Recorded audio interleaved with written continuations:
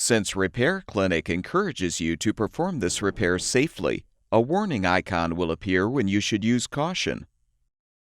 To replace a dryer door hinge on your Frigidaire laundry center, you will need a number 1 square drive bit or a Phillips head screwdriver.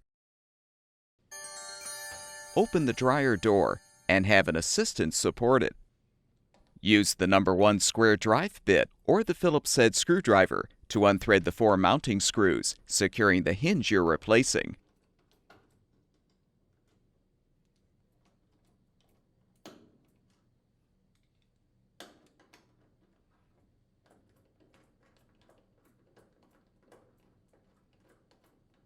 Remove the old hinge.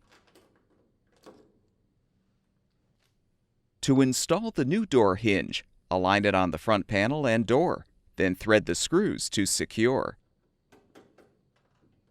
The shorter screws secure the hinge to the door.